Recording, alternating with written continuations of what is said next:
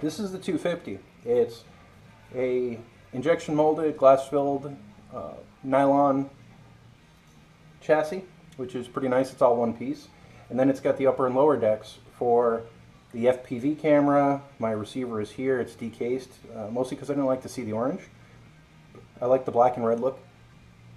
In here we've got the flight controller, which is a CC3D again. And then down below it is the PDB, or power distribution board. This is a neat one. It's got two little switches on it. And the switches control my transmitter for the video, for the FPV. And the other one is just hooked up to a JST. So the plan would be maybe get more lights, add more lights to it. We've got lights on the back. These are pretty cool. These are some strips, side emitting. I like those.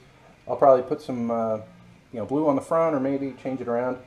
And then in the back, this is a 5.8 gigahertz, 32 channel transmitter. The antenna is not on. The power is off. Never ever power these up with no antenna, because you'll toast them. I'm not willing to try that. I don't want to learn that lesson. So I have the power turned off on my little power distribution board here, and a little switch. On the top, we have the Helios RC 1300. This is a 1300 3-cell 45C, and it does have a race spec logo. And down here there's the multirotor spec racing league logo. So you're going to see those on the packs when they're for spec racing. Now, you can use them for anything you want. In fact, it's a great small battery, wonderful battery, has a lot of power, very happy with it.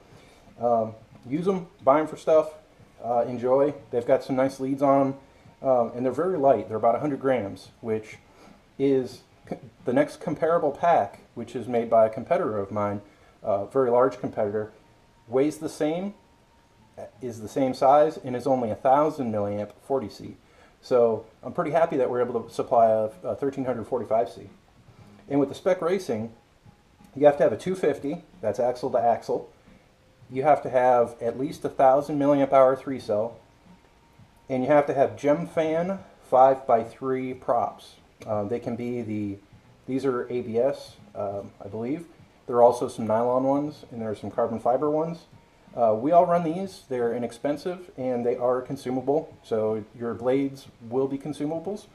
You can see these are pretty beat up, and I've really not even flown this one. It's mostly just tuning and messing around with it.